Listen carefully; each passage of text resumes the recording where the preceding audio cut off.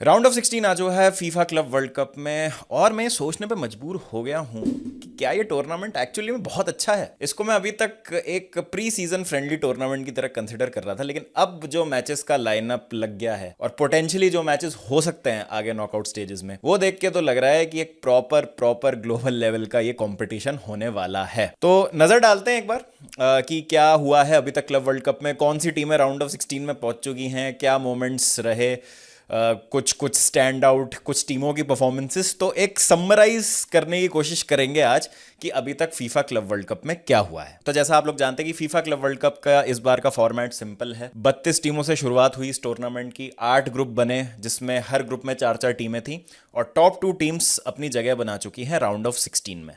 तो group A से शुरुआत करते हैं जिसमें शामिल थे पाल्मेरास, इंटर मायामी, पोर्तो और अल अहली, जहां पे मेसी की इंटर मायामी ने पोर्तो को शानदार तरीके से हराया और एक बहुत अहम जीत हासिल की, जिसका मतलब ये रहा कि 5 पॉइंट के साथ उन्होंने क्वालिफाई कर लिया राउंड ऑफ 16 में। और अगर मैं अपने प्रिडिक्शंस की बात करूं तो मुझे लगा था कि इंटर मायामी नॉकआउट हो जाएगी ग्रुप स्टेज से, लेकिन काफ़ी अच्छी उन्होंने परफॉर्मेंस दिखाई पोर्तो के अगेंस्ट। यहीं पे पोर्तो डिसअपॉइंटेड होगी जिस तरीके का उनका ये क्लब वर्ल्ड कप रहा। अल अहली का भी मैं कहूंगा कि ठीक प्रदर्शन था क्योंकि उनको कोई भी ज़्यादा चांस नहीं दे रहा था। तो 3 मैच में से अगर उन्होंने 2 ड्रॉ निकाल लिए तो I think it's a fair fair result. और जो पोर्तो के साथ उनका मैच हुआ था बड़ा गजब का मैच था, जहां पे 4-4 से वो खत्म हुआ मैच और एक टाइम पे तो वे मैच जीत भी रहते। तो हो सकता था कि पोर्तो लास्ट फिनिश करती है अपनी ग्रुप में। तो एक ऐसा टूर्नामेंट पोर्तो के लिए जो भूलना चाहेंगे डेफिनेटली। यहीं पे अगर हम इंटर मायामी की बात करें तो काफ़ी ज़्यादा मुझे सरप्राइज़ किया उन्होंने, जगह बना ली अपनी। पाल्मेरास के अगेंस्ट भी ऑलमोस्ट जीतते जीतते रह गए। लास्ट में मॉरित्सियो ने पाल्मेरास के लिए इक्वलाइज़र मारा, नहीं तो इंटर मायामी का एक बहुत ही शानदार ग्रुप स्टेज रहता। लेकिन नंदलेस आई वुड से कि they have got some legends playing for them, Leo Messi being the biggest one, Sergio Busquets हैं, लुइस सुआरेज हैं। ऑब्वियसली ये प्लेयर्स अपनी प्राइम में नहीं है लेकिन क्वालिटी अभी भी है वहाँ। लेकिन क्या इंटर मायामी बहुत आगे तक मैं देखता हूँ इस टूर्नामेंट में? अब देखिए अगला मैच पीएसजी से है, मुझे डाउट है कि इंटर मायामी पीएसजी को हराएगी। आई फील कि पीएसजी की फिटनेस, पीएसजी का स्किल लेवल, पीएसजी का जो एक अभी सिस्टम है इस समय इंटर मायामी से काफ़ी ज़्यादा बेहतर है। और इंटर मायामी ने मेरे हिसाब से तो काफ़ी अच्छा किया है नॉकआउट स्टेज में आके। एटलीस्ट होस्ट नेशन का एक क्लब तो आया नॉकआउट स्टेज में, तो ये एक बहुत अच्छी चीज़ है। यहीं पे अगर हम पाल्मेरास की बात करें, चाहे हम और भी ब्राज़ीलियन क्लब्स की बात करें, बहुत ज़्यादा उन्होंने इम्प्रेस किया है इस टूर्नामेंट में। और ऐसी ऐसी टीमें जो आई थिंक आप यूजुअली सुनेंगे नहीं, जिनके बारे में इधर उधर कहीं पढ़ लिया न्यूज़ में कि हाँ यार ये कोपा लिबर्टाडोरेस जीत गए, या इन्होंने कुछ अच्छा कर दिया, या इस क्लब से ब्राज़ील के लिए खेलने आ गया ये बंदा, बस उतना ही आप सुनते हैं बट इनको देखते नहीं आप खेलते हुए। तो ये टूर्नामेंट ना इन क्लब्स के लिए बहुत अच्छा है कि इन्होंने अपना लोहा मनवाया कि भाई हम भी आए हैं खेलने। और ऐसा नहीं है कि जो यूरोप के क्लब्स हैं सिर्फ वही अच्छा खेल सकते हैं या सिर्फ फुटबॉल उन्हें ही खेलनी आती है। एक जो चीज़ है जिस पर सबको सोचने पे मजबूर कर दिया इस क्लब वर्ल्ड कप ने, वो ये है कि अगर थोड़ी सी ज़्यादा नज़रें हों ब्राज़ील की लीग की तरफ, या थोड़ी सी ज़्यादा उसकी अच्छी मार्केटिंग हो, ऑब्वियसली अगर आप भारत में रहते हैं या सब कॉन्टिनेंट में रहते हैं तो ब्राज़ील की लीग्स देखना काफ़ी मुश्किल है बिकॉज अर्ली मॉर्निंग होते हैं उसके मैचेस। लेकिन क्या ब्राज़ील की लीग देखना वर्थ है? बिल्कुल, ये क्लब ने साबित किया है इस बार ब्राज़ील के जितने भी खेले हैं। और ऑलमोस्ट सभी ने ही अपने साउथ अमेरिकन क्लब्स ने अपने ग्रुप को क्लियर करके एक आध को छोड़ के जगह बना ली है राउंड ऑफ 16 में। तो बहुत ही अच्छी परफॉर्मेंसेज हैं साउथ अमेरिकन क्लब्स की तो अभी तक इस कंपटीशन में। पाल्मेरास से बहुत इंप्रेसिव प्लेयर रहे हैं एस्तेवो विलियन, और मैं बहुत एक्साइटेड हूं बिकॉज इस क्लब वर्ल्ड कप के बाद वो चेल्सी ज्वाइन करने वाले हैं। तो काफ़ी अच्छी उनकी परफॉर्मेंसेज रही हैं। आई थिंक 3 मैच में से 2 में या तीनों में he was man of the match. Not sure about the third game, but हाँ मैचेस बहुत अच्छे अच्छे हो रहे हैं इस क्लब वर्ल्ड कप में। अगर आप स्कोर लाइन वाइज देखें और जो ड्रामा हुआ, स्पेशली अगर आप Inter Milan versus river plate का मैच देखेंगे तो उसमें जो डेंजल डम्फ्रीज और अकूनिया में हुआ, जो 2022 फीफा वर्ल्ड कप की राइवलरी थी नेदरलैंड्स और अर्जेंटीना के बीच में, जो फायरी क्वार्टर फाइनल हुआ था, उसका सेकंड पार्ट हमें कहीं ना कहीं देखने को मिला। तो इस तरीके की चीज़ें हो रही हैं जो देखने में काफ़ी मज़ा आ रहा है। उसके बाद आ जाते हैं ग्रुप बी में। यहाँ पर फिर से एटलेटिको मैड्रिड एक, आप कहेंगे कि कर्ज का शिकार है एटलेटिको मैड्रिड। जितनी मर्जी वो कोशिश कर ले, जितना मर्जी वो ट्राई कर ले, वो बेचारे पहुंच ही नहीं पाते। आई थिंक एटलेटिको मैड्रिड एकमात्र टीम होगी इस पूरे वर्ल्ड कप में जिन्होंने 6 पॉइंट तो हासिल किए लेकिन अपनी जगह ना बना पाए राउंड ऑफ 16 में। जो 4-0 से वो पहला मैच हारे पीएसजी के अगेंस्ट, वो उनके लिए महंगा साबित पड़ गया, लिहाजा उनका गोल डिफरेंस -1 का रहा, जिसका मतलब ये था कि जो सबसे इंप्रेसिव रिजल्ट हमको देखने को मिला इस क्लब वर्ल्ड कप के स्टेज में, जिस टीम ने वो प्रोड्यूस किया, बोटाफोगो ने जगह बना ली है पीएसजी के साथ अपनी राउंड ऑफ 16 में। और मैं इसलिए कह रहा हूं ये चीज क्योंकि बोटाफोगो ने पीएसजी को हरा के हम सबको आश्चर्यचकित कर दिया था और सारी नजरें क्लब वर्ल्ड कप की तरफ गई जब बोटाफोगो ने 19 जून को पीएसजी को हराया और कहा भाई देखो ठीक है, तुम हो champions of Europe, quadruple treble जो भी है तुम जीत के आ रहे हो, बेस्ट टीम हो तुम, अभी तुम्हारे पास दुनिया भर के सारे शानदार प्लेयर हैं, लेकिन ब्राजीलियन टीम्स को हल्के में नहीं लेना। आई थिंक वो जो मार्कर ले करने वाली बात थी वो सबसे पहले बोटाफोगो ने इस कंपटीशन में की। एटलेटिको मैड्रिड ने हराया बोटाफोगो को, ग्रीजमैन ने गोल भी मारा, लेकिन दैट वाज नॉट इनफ। सिर्फ 1-0 की जीत दर्ज कर पाई एटलेटिको बोटाफोगो पे, जिसका मतलब ये था कि बोटाफोगो ने अपनी जगह बना ली। सिएटल साउंडर्स को तो पेल दिया भाई सारी टीमों ने, इस ग्रुप में तीनों टीमों ने, पीएसजी, बोटाफोगो, एटलेटिको मैड्रिड ने, तीनों ने पेल दिया, जिसका मतलब ये रहा कि सिएटल साउंडर्स अनफॉर्चुनेटली एक भी पॉइंट हासिल नहीं कर पाया, जो कि प्रिडिक्टेड था। लेकिन यहाँ पे भी मैंने एटलेटिको मैड्रिड को प्रिडिक्ट किया था, बोटाफोगो को नहीं। तो यहाँ पे बोटाफोगो ने बहुत अच्छी परफॉर्मेंस देके अपनी जगह बना ली है राउंड ऑफ 16 में, और पीएसजी भी अब राउंड ऑफ 16 में पहुंच गए हैं। और एटलेटिको के अगेंस्ट जो उनकी जीत थी वो एक बहुत ही ज़्यादा इंप्रेसिव रिजल्ट था। तो definitely team to watch out for तो थे पीएसजी बाय डिफॉल्ट, क्योंकि अगर आप यूरोप के दावेदारों की बात करें, यूरोप से दावेदारों की बात करें, तो PSG, Real Madrid, Man City, ये आपके 3 नाम जहन में आते हैं। तो PSG definitely are the team to beat in this competition, no doubt about it. लेकिन बोटाफोगो को आप लाइटली नहीं ले सकते। अब आ जाते हैं ग्रुप सी में।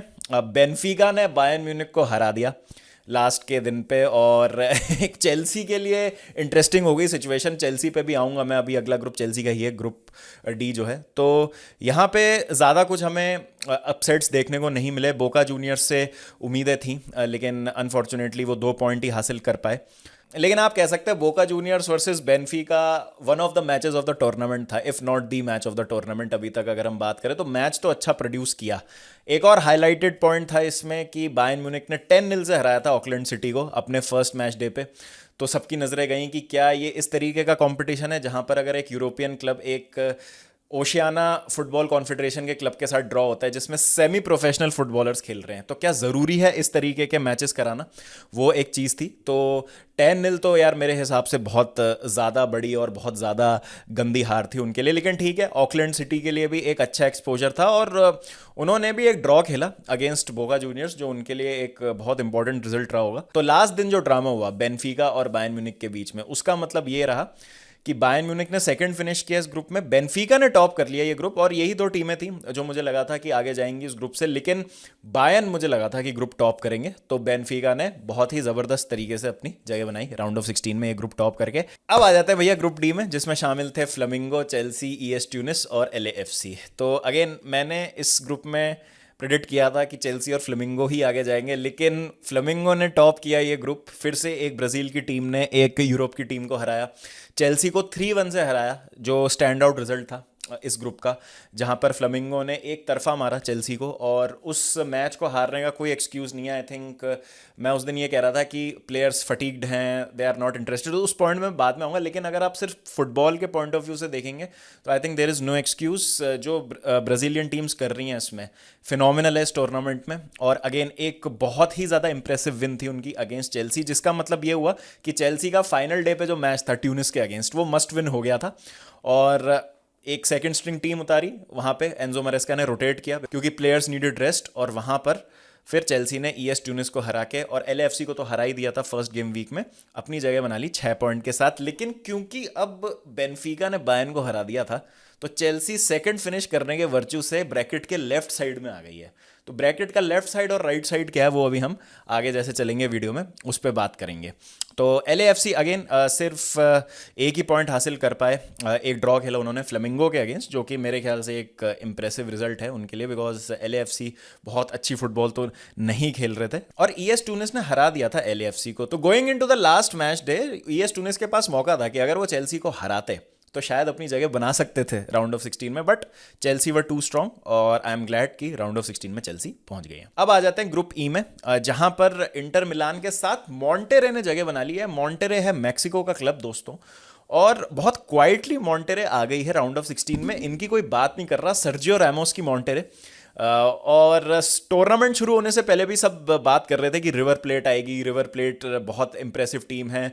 सालों साल जो टैलेंट्स निकलते हैं अर्जेंटीना से, बोका जूनियर्स और रिवर प्लेट से, जिनको हम यूरोप में खेलते हुए देखते हैं, तो रिवर प्लेट पे बहुत ज़्यादा लोगों की उम्मीदें थी, लेकिन मॉन्टेरे ने सबको शांत करते हुए सुमड़ी में अपनी जगह बनाई। इंटर मिलान और रिवर प्लेट के अगेंस्ट ड्रॉ खेला और उरावा रेड डायमंड्स को आखिरी मैच डे पे हरा के अपनी जगह कंफर्म की। 4-0 से हराया, काफ़ी इंप्रेसिव विन थी। तो एक अच्छा और स्ट्रेटेजिक प्लान था उनका कि हमें हैवी डिफीट्स अवॉइड करनी है अगेंस्ट द टीम्स जो शायद नेसेसरीली बेटर होंगी हमसे, और वही उन्होंने किया। और अपना जो मोमेंट था वो पिक किया अगेंस्ट टुरावा रेड डायमंड्स, जापान की टीम थी, और उनको बाहर कर दिया और अपनी जगह कंफर्म कर ली राउंड ऑफ 16 के लिए। Inter Milan versus river plate में ड्रामा हुआ एंड में, जहां पे भयंकर लड़ाई हो गई अकूनिया और डमफ्रीज में।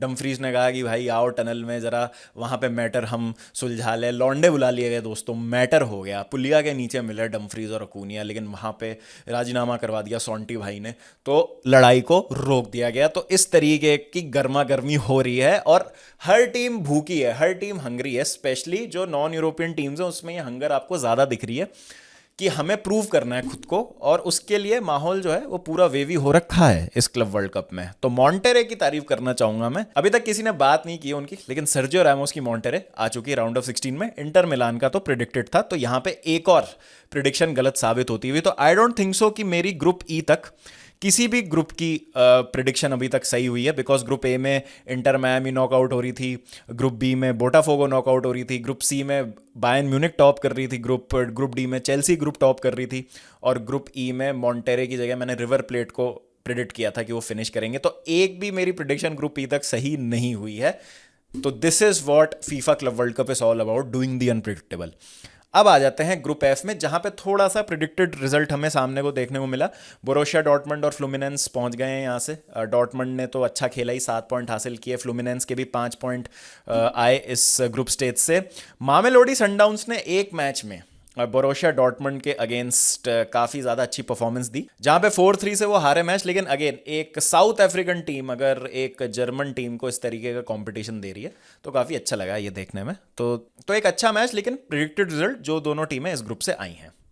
अब आ जाते हैं ग्रुप जी पे। अगेन यहाँ पे प्रिडिक्टेबल चीज़ थी कि मैन सिटी और यूवेंटस आएंगे, क्योंकि अल आइन एंड वायदा दोनों ही, विद ऑल ड्यू रिस्पेक्ट, थोड़ा सा आप कह सकते हैं कि एक लेवल नीचे ही हैं इन दोनों टीमों से। लेकिन तब भी एक बहुत बड़ा सवाल था कि लास्ट जो मैच डे है उसमें यूवेंटस और मैन सिटी में से ग्रुप टॉप कौन करेगा। तो मैन सिटी ने बिल्कुल बुरी तरीके से लताड़ दिया यूवेंटस को, 5-2 से हराया। अगर हम मैन सिटी की बात करें, जो उन्होंने साइनिंग्स की हैं इस फीफा क्लब वर्ल्ड कप से पहले, तो रायन शर्की को वो लेके आए, तिजानी राइंडर्स उन्होंने साइन किया है, एक और उन्होंने अच्छा प्लेयर साइन किया है, मुझे याद नहीं आ रहा अभी, हाँ रायन आयत नूरी उन्होंने साइन किए हैं वुल्स से। तो ये अच्छी साइनिंग्स की उन्होंने। तो स्टेटमेंट था कि भाई हम प्रिपेयर्ड जाना चाहते हैं। और सबसे बड़ी जो चीज़ है जो लास्ट सीजन उनके पास नहीं थी, कि भाई Rodri is fit and available. तो रॉड्री की जो कमी खली थी वो हमने देखा था last season. With Rodri this man city team is a different beast, और वो हमने देखा फाइनल डे पे जो यूवेंटस को उन्होंने हराया। एंड आई फील कि Man City are amongst the teams to watch out for, with PSG and Real Madrid मेरे लिए इस टूर्नामेंट में। अब आ जाते हैं ग्रुप एच में। यहाँ पे भी मैंने प्रेडिक्ट किया था कि रियल मैड्रिड और अल हिलाल ही आएंगे। Al Hilal are a very strong team, और पहले मैच डे पे अगेन उन्होंने ड्रॉ खेल के रियल मैड्रिड के अगेंस्ट एक अच्छी परफॉर्मेंस दी। And then again this narrative started कि क्या यूरोपियन टीम्स ओवररेटेड हैं। लेकिन उसके बाद रियल मैड्रिड ने थोड़ा फॉर्म पकड़ा, पचूका को हराया despite a red card to Raul Asensio, and then Salzburg के अगेंस्ट भी 3-0 से जीत दर्ज करके एक बहुत ही इंप्रेसिव स्टेटमेंट दिया है। एंड ज़ाबी अलोंसो के लिए एक बहुत अच्छा मौका है, क्योंकि नए मैनेजर आए हैं, तो प्री सीजन एक एक्सटेंडेड मिल गया आप कह सकते हैं। हाँ, एक कॉम्पिटिटिव एनवायरनमेंट में खेल रही है टीम, आप हर प्लेयर को चांस नहीं दे सकते, स्पेशली अब नॉकआउट सिचुएशन आ गई है टूर्नामेंट की। तो आप चाहेंगे कि जितना आगे जा सकती है टीमें उतना आगे जाएं। फाइनेंशियल इंप्लीकेशंस बहुत हैं, जैसे चेल्सी राउंड ऑफ 16 में गई तो सबसे पहले आया कि भाई 36 मिलियन कमा लिए चेल्सी ने अभी तक। लियाम डिलैप की फीस तो सेटल हो गई है, 30 मिलियन में लियाम डिलैप को लिया था, 36 मिलियन चेल्सी ने कमा लिया। तो जितना आप आगे जाएंगे कंपटीशन में उतना आपको फाइनेंशियली फ़ायदा होगा। तो हमने कुछ अच्छी चीज़ें देखी, कुछ एक्सपेक्टेड चीज़ें देखी, कुछ बहुत ही अनएक्सपेक्टेड चीज़ें देखी इन अ प्लेजेंट वे। जिस तरीके से अंडरडॉग्स ने परफॉर्म किया है, जो ब्राज़ील की टीम है स्पेशली, जिन्होंने इतना अच्छा परफॉर्म किया और अपनी राउंड ऑफ 16 में जगह बनाई है, चारों टीमें आ चुकी हैं। तो काबिल तारीफ़ बात है ये कि जिस तरीके से हमको ये क्लब वर्ल्ड कप में ये टीमें देखने को मिल रही हैं। अब देखिए, मेरा बस इसमें ये पॉइंट है कि कुछ टीमें हैं ना बहुत ज़्यादा वोर्न आउट लग रही हैं।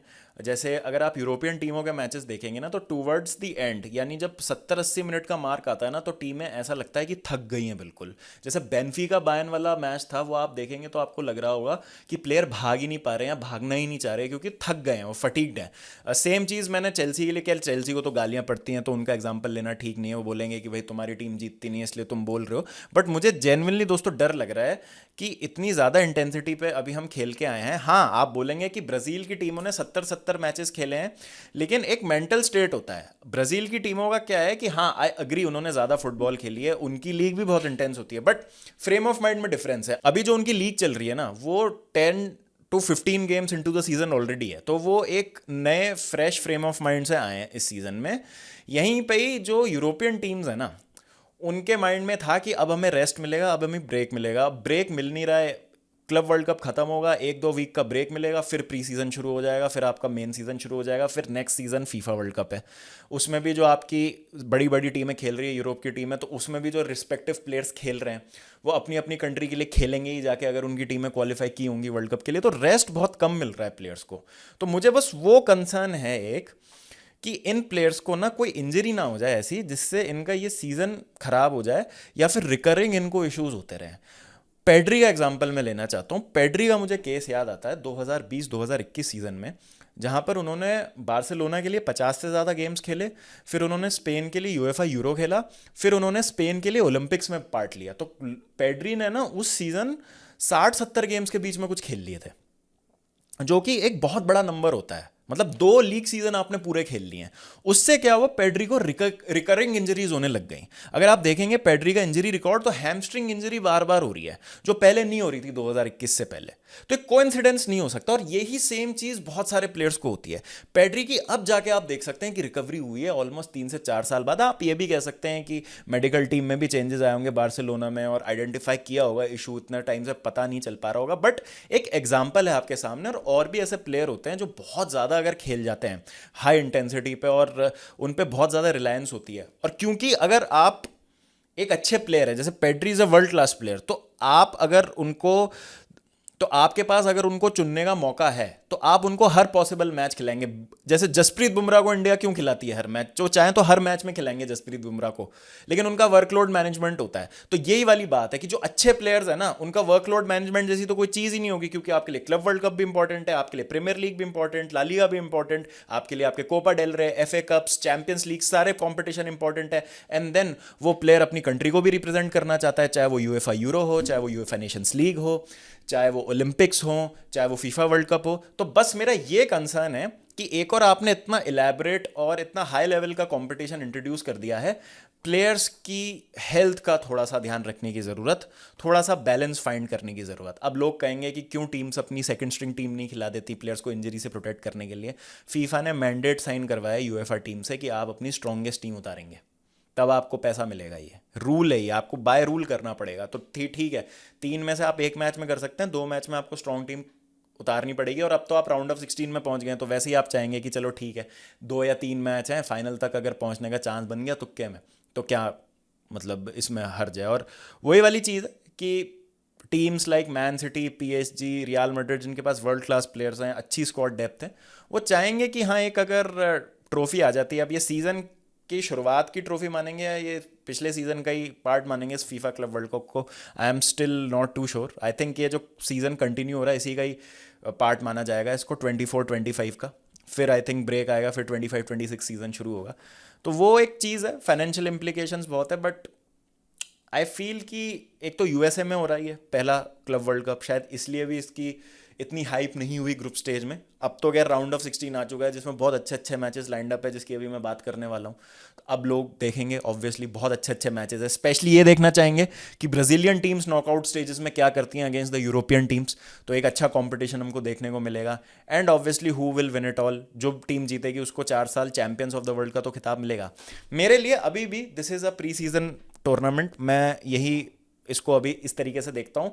ये बहुत बड़ा टूर्नामेंट बनेगा आज से 20 से 30 साल बाद, जब इसके 5-6 एडिशंस हो जाएंगे, क्योंकि it is all about marketing and it is all about कि आपको एक चीज़ कितनी बड़ी दिखाई जा रही है।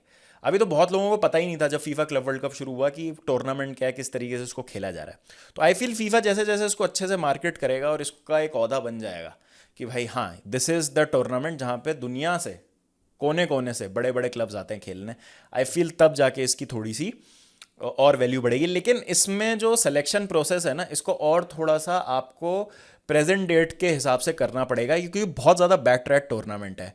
आपका ठीक है, अप्रोच सही है कि आपने 4 चैम्पियंस लीग, पिछले 4 साल के चैम्पियंस लीग विनर्स आपने अलाउ कर दिए हैं, और जिसमें चेल्सी और मैन सिटी आ गए इंग्लैंड से। लेकिन करंट लीग चैंपियंस कैसे आप लेके आएंगे? वो ही है कि कॉन्टिनेंटल कंपटीशन जीतो अगर तुम्हें क्लब वर्ल्ड कप का पार्ट लेना है। लेकिन आई थिंक कि a team like Barcelona, a team like Liverpool इस कंपटीशन को और बेहतर बनाते। तो क्या एक कंट्री से और ज़्यादा टीमें आप इंक्लूड करने का सोचेंगे? क्योंकि 2 में तो सिर्फ नहीं हो पाएगा।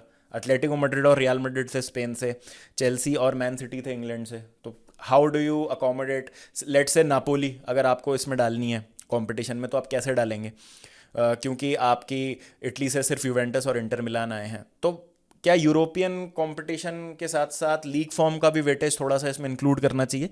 ये आई डोंट नो इसमें किस तरीके से इस चीज़ को किया जाएगा। तो जस्ट एक आउटसाइडर के पॉइंट ऑफ व्यू से मैं एक पॉइंट ऑफ व्यू दे रहा हूँ। बाकी I am happy, Chelsea are in round of 16 again. अगर आगे जाते हैं तो खुशी होगी, बाहर हो गए तो दुख नहीं होगा, बिकॉज आई रियली वांट कि प्लेयर्स को रेस्ट मिल जाए, किसी प्लेयर को बहुत मेजर इंजरी नहीं हो, और जो नेक्स्ट सीजन चैंपियंस लीग और प्रीमियर लीग है ना, उसमें परफॉर्म करना मेरे लिए ज़्यादा इंपॉर्टेंट है from a Chelsea fan point of view. तो देखते हैं क्या होता है। तो चलिए अब बात करते हैं राउंड ऑफ 16 में किस तरीके से लाइनअप हो रखी हैं चीज़ें। तो पहला राउंड ऑफ 16 मैच है दोनों ब्राजीलियन टीम्स में, पाल्मेरास वर्सेस बोटाफोगो। दूसरा है बेनफिका वर्सेस चेल्सी। अब देखिए, चेल्सी के लिए सेकंड आना फायदेमंद इसलिए रहा क्योंकि अब चेल्सी का मुकाबला बेनफिका से होगा।